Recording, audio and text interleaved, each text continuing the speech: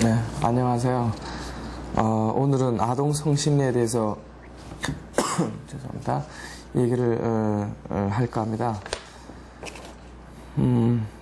저는 서울백병원 임상심리학실에 근무하고 있는 박기환이라고 하고요.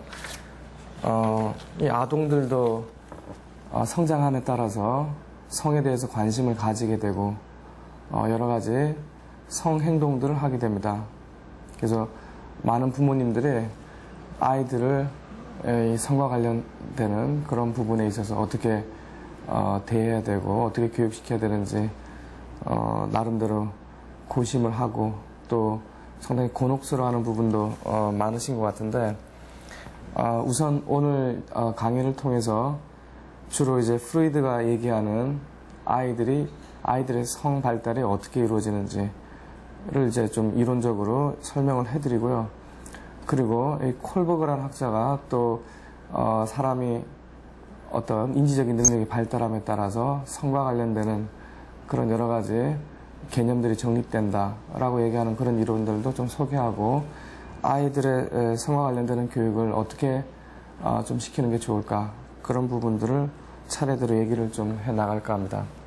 먼저 프로이드가 얘기하는 성발달 이론을 좀 소개를 할까 하는데요. 프로이드는 아마 일반인들한테 상당히 많이 알려져 있어서 어느 정도 알고 계실 거예요. 프로이드라는 사람은 1800년대 중반에 태어나서 1900년대 초반에 주로 활동을 했던 그런 사람인데 굉장히 이 사람이 활동했던 시대는 오래됐지만 이 사람이 얘기했던 이론은 현재까지 계속 여러 가지 수정을 거쳐서 쭉 좀 많이 변화는 했지만 프로이드가 얘기했던 이론들이 아직까지도 영향력을 발휘하면서 이어져 오고 있습니다. 그래서 프로이드에 대한 개인적인 그런 부분들은 시간 관계상 생략하고 넘어가겠습니다만 어쨌든 이 프로이드가 인간에게 있어서 가장 중요한 욕구는 이 성욕과 공경욕이라고 이제 가정을 하고 자신의 이론을 발달을 시켰습니다. 그래서 이 성욕이 사람은 타고나면서부터 어떤 삶의 에너지로서 나타난다고 봤는데요. 이때 이제 성욕이라고 할 때 애들이 과연 성욕을 가지느냐 이런 생각을 할 수도 있지만 프로이드가 얘기하는 타고나면서부터 성욕을 가지고 인간이 생활한다고 했을 때 이 성욕은 어떤 인간에게 쾌락이 되는 그런 그 부분들을 계속 추구한다는 의미에서 좀 포괄적인 의미에서 이 성욕이라는 걸 얘기를 했습니다. 그러니까 일종의 쾌락욕이라고 생각을 하시면 좋을 것 같아요. 그래서 애들도 성인이 받아들이는 그런 성욕은 아니지만 어쨌든 자신에게 쾌감을 주는 그런 행동에 대해서는 계속 반복하게 되고 그런 그 욕구들을 갖다가 추구하게 된다는 의미에서 이 프로이드의 이 성발달 이론을 유아 성욕론이라고 얘기를 하기도 합니다. 그래서 아이가 처음에 태어나서 한 1세경까지는 구순기라고 하는데요. 이 구순기라는 말은 오랄, 그러니까 입을 주로 이용해서 쾌감을 추구한다, 쾌락을 추구한다. 그런 의미에서 이 구순기라고 첫 번째 단계를 이름을 붙여놨습니다. 그래서 프로이드의 성발달 이론은 이 5단계로 구성이 되어 있는데 제일 첫 번째 단계가 이제 구순기죠. 그래서 1세 때까지 아이가 태어나서 주로 그 쾌락을 추구하는 입을 통해서 쾌락을 추구하는 행동은 이 빠는 행동하고 깨무는 행동이라고 되어 있습니다. 그래서 서킹과 이 바이팅이라고 표현할 수 있는데 그러니까 아이가 태어나가지고 생존하기 위해서는 열심히 빨아야 되잖아요. 그래서 엄마 젖을 빨든 우유병을 빨든 이 빠는 행동을 통해서 자신의 생존이 계속 이어질 뿐 아니라 그런 빠른 행동에서 입에 어떤 그 쾌감이 오기 때문에 자꾸 그런 행동을 더 본능적으로 하게 된다. 이렇게 프로이드는 본 거죠. 그리고 이빨이 나는 그런 시기부터는 6개월이 지나면서부터 이빨이 나기 시작하면 이제 입이 이제 근질근질하죠. 이빨이 나니까. 그래서 깨무는 행동이 나타나게 됩니다. 그래서 자꾸 이제 깨물려고 그러죠. 그래서 이 깨무는 행동을 통해서 어떤 쾌감을 느낀다는 거죠. 그래서 자꾸 그 깨무는 행동을 더 반복하게 됩니다. 그래서 이 구순기에서는 빨기와 깨물기를 통해서 주로 입을 통해서 쾌락 충족이 이루어지는 그런 시기라고 얘기를 할 수 있습니다. 그래서 이 시기에 빨기, 깨물기와 같은 기본적인, 뭐 자연스럽게 나타나는 거죠. 그런 자연스러운 이 쾌락이 잘 충족이 되면 다음 단계로 스무스하게 넘어가면서 뭔가 이렇게 충족되지 않은 그런 찌꺼기 같은 불만이 남지 않고 더 건강한 발달을 하게 된다. 이렇게 이제 보는 거죠. 근데 두 번째 단계로 나타나는 그 현상은 항문기라는 단계인데요. A는 항문이죠. 그래서 이 항문을 통해서 쾌감을 충족시킨다 해서 항문기라고 이름을 붙여놨습니다. 이게 만 3세 정도, 1세에서 3세 정도 그 시기를 이제 항문기라고 하는데요. 이 시기는 이제 소변도 가리고 대변도 가리고 이런 여러 가지 대소변 가리는 그런 게 특징적인데, 그래서 특히 이제 대변 훈련, 그러니까 배변 훈련이라고 하죠. 토일렛 트레이닝. 배변 훈련을 통해서 아이가 자율성을 획득해 나가는 이제 그런 시기라고 할 수 있습니다.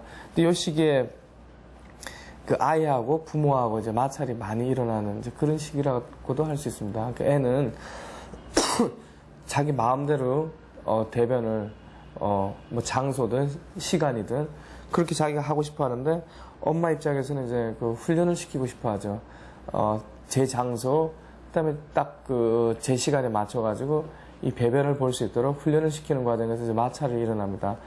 그래서 어떤 가정은 그런 마찰들이 적게 일어나면서 자연스럽게 배변 훈련이 이루어지면서 지나가는 그런 가정이 있는가 하면 상당히 갈등이 심한 그런 그 부모, 자녀 관계가 되는 그런 경우도 있습니다. 그래서 애가 대변을 누지 않으려고 참고 있어서 뭐 관장을 시키고 이럴 정도의 그 상황까지 가는 그런 경우도 뭐 가끔 볼 수 있는 그런 현상입니다.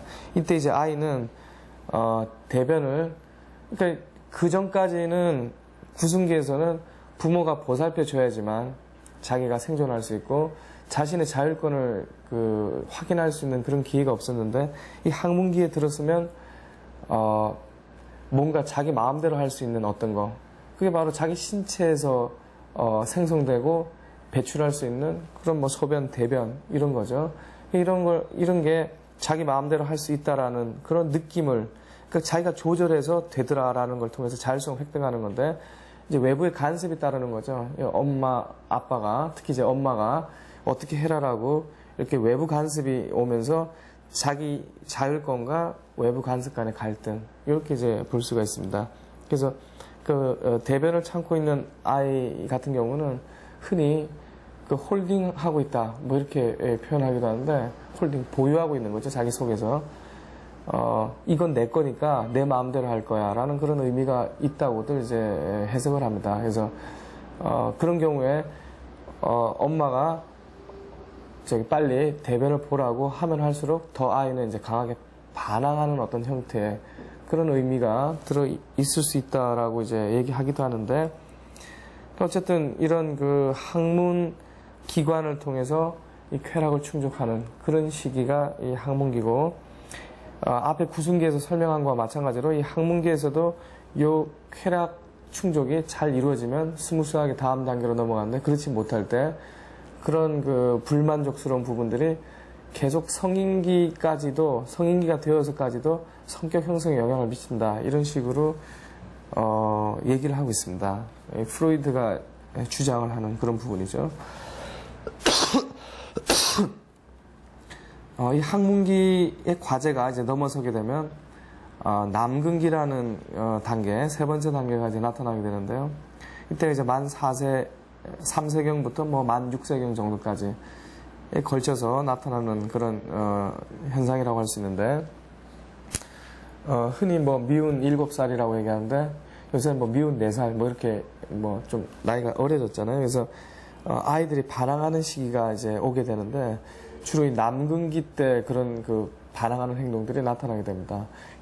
그래서 이 반항하는 형태가 여러 가지 있을 수 있지만 프로이드가 얘기하는 남근기에서의 가장 특징적인 현상은 동성의 부모, 아들 같으면은 아빠를 싫어하고 이성의 부모, 엄마죠. 아들 입장에서는 엄마를 좋아하게 되는 그런 현상이 나타나는데 이걸 이제 웨디푸스 컴플렉스라고 명칭을 붙여놨습니다. 물론 이제 딸 입장에서는 아빠를 좋아하고 그래서 엄마를 싫어하게 되는 현상 이런 식으로 얘기를 할 수 있을 텐데 이 웨디푸스 컴플렉스라는 현상이 이 프로이드의 5단계 성발달 이론 중에서는 가장 그 중요하면서도 여러 가지 그 설명을 많이 하는 그런 그 단계에 해당이 됩니다.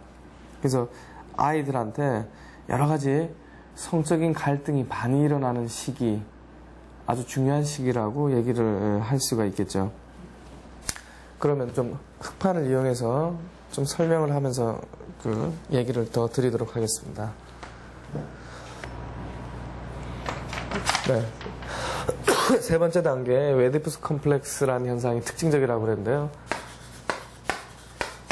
남근기라는 3세부터 6세 그 사이의 시기라고 얘기를 했죠. 그래서 이 웨디푸스라는 거는 그 소포클레스, 그리스 희곡 작가, 유명한 희곡 작가죠. 소포클레스의 웨디푸스 왕이라는 작품에서 이 프로이드가 그 모티브를 따와가지고 이름을 붙여놓은 건데 이 웨디푸스 왕 희곡을 보면 비극이죠. 보면 웨디푸스라는 청년이 이 작은 소도시 국가, 그리스의 소도시 국가들로 이렇게 그때 구성돼가지고 신탁 통치, 그러니까 신의 계시를 받아서 정치하는 뭐 그런 시기였다고 그러는데요.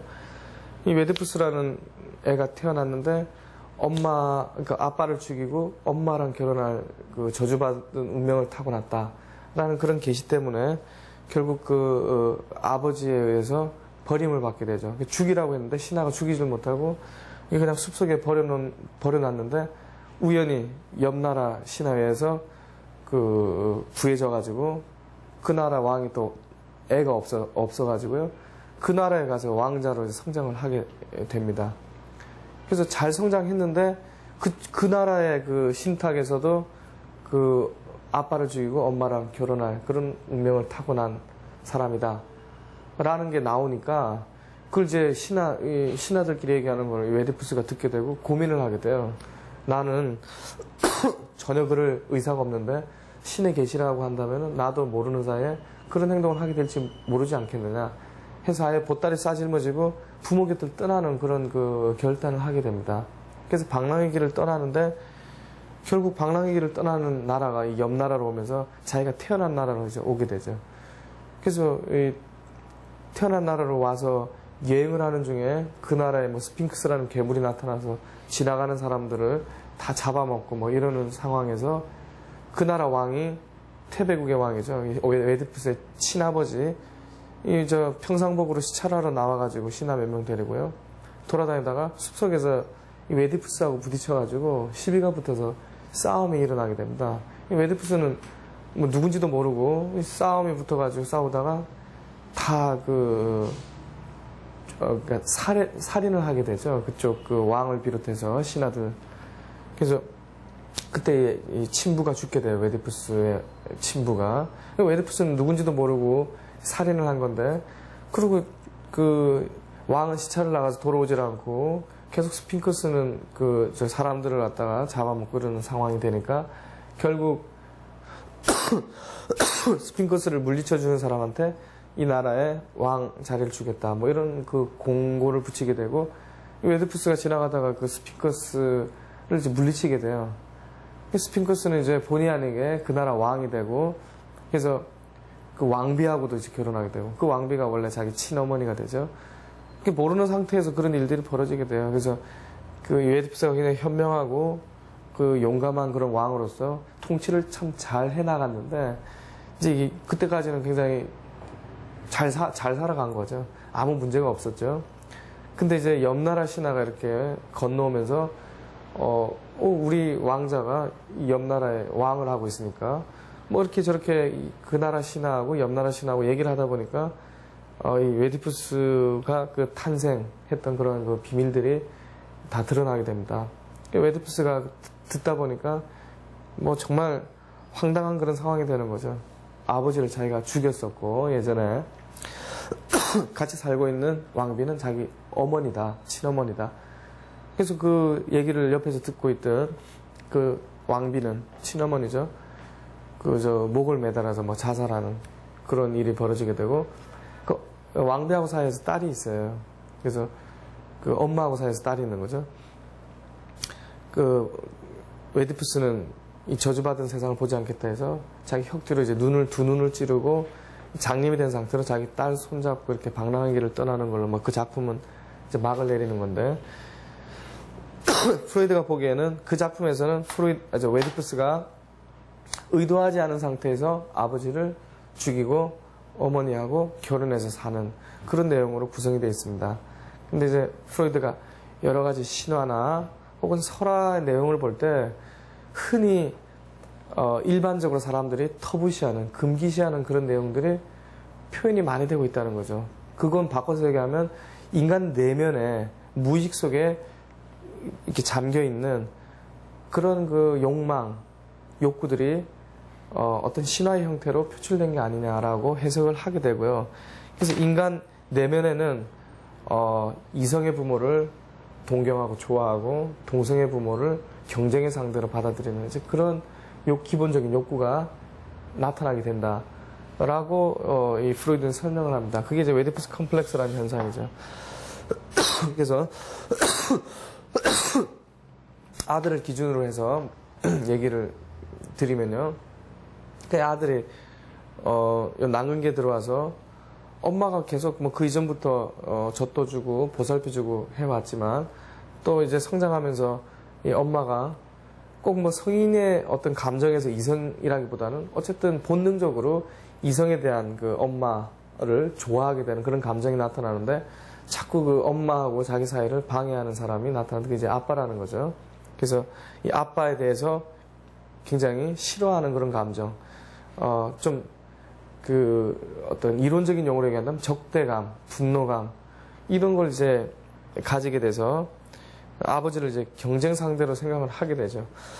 그래서 흔히 아이들이, 어떤 아이들 뭐 아빠 출장 갔는데 뭐 오래 있다가 왔으면 좋겠다라든가 뭐 안 왔으면 좋겠다라든가, 아빠 없을 때 굉장히 생기 있게 뭐 이렇게 엄마랑 같이 있는다든가 뭐 이런 그 경우에 사실은 이런 웨디푸스 컴플렉스에서 얘기하는 그 엄마하고의 그런 그 엄마의 사랑을 독차지하기 위해서 아빠가 굉장히 싫은 존재로 부각되는 그런 현상이 실제로 우리가 주위에서 볼 수 있는 그런 상황이죠. 그래서 이제 경쟁 상대로 아빠를 보는데 이 아들 입장에서 이 아빠는 힘도 세고 굉장히 자기하고는 상대가 안 되는 그런 강한 존재라는 거죠. 그래서 아이가 어느 순간에 자기가 이런 적대감을 갖고 아빠를 싫어한다는 게 아빠에서 확실하게 발견이 되고, 그렇다면 자기가 처벌을 받게 될지도 모른다는 그런 이제 불안을 느끼게 됩니다. 이 프로이드는 이제 그런 불안을 주로 이 페니스, 성기하고 관련해 가지고 이 이론을 많이 전개를 했는데요.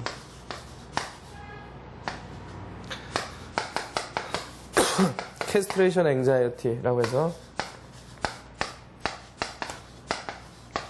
거세 불안을 느낀다, 뭐 이런 식으로 얘기를 했습니다. 그러니까 뭐 자기 성기가 잘릴지도 모른다, 이 A 입장에서. 그래서 성기가 잘리면은 여자가 되는 거다, 아들이 그렇게 이제 생각을 한다는 거예요. 그래서 이 부분에 대해서는 뭐 프로이드 이후에 상당히 이게 문제가 있는 그런 그 이론이다라는 반박도 많이 받긴 했는데, 어쨌든 이런 거세 불안을 느끼게 되면서 자기 적대감을 이제 숨기게 됩니다.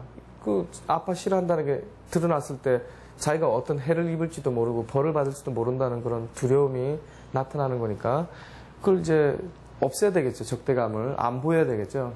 그래서 그걸 이제 감추고 이제 이후를 도모하게 됩니다. 이제 아빠같이 강한 존재가 돼서 엄마를 나중에 내가 차지해야지 라는 그런 마음으로, 그렇다면 이제 아빠같이 강한 사람이 돼야 되죠. 아빠를 따라하는 행동이 나타나게 됩니다. 그게 이제 동일시라는 거죠. 그래서 이 동일시라는 거는 자기 힘이 약하다는 거를 어쩔 수 없이 받아들여서 더 강한 존재가 되기 위해서 아빠를 따라하는 그런 행동이 됩니다. 물론 딸은 이제 엄마를 따라하게 되겠죠.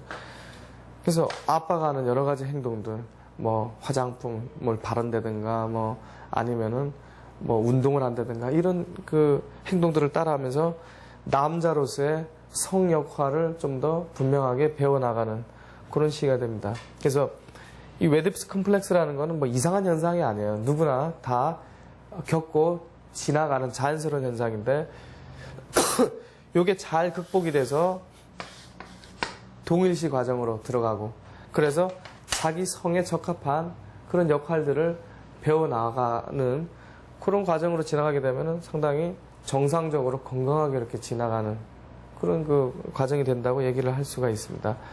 그래서 뭐 어떤 분들은 뭐 웨디프스 컴플렉스 하면 이게 굉장히 이상한 병리 현상이 아니냐 생각하시는 분도 있는데 프로이드 이론에서는 그런 게 아니라 누구나 다 이 단계를 거쳐서 동일시 과정으로 들어가야지만 건강한 발달이 된다라고 이제 봅니다.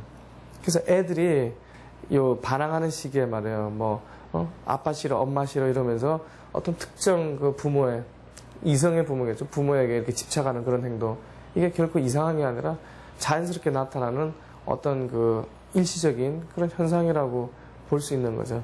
이때 이제 중요한 거는 이 부부 관계가 건강하고 정상적이고 이런 상황에서는 아이가 이런 웨디프스 컴플렉스가 있을 때 있다 하더라도 빨리 포기하고 말이에요.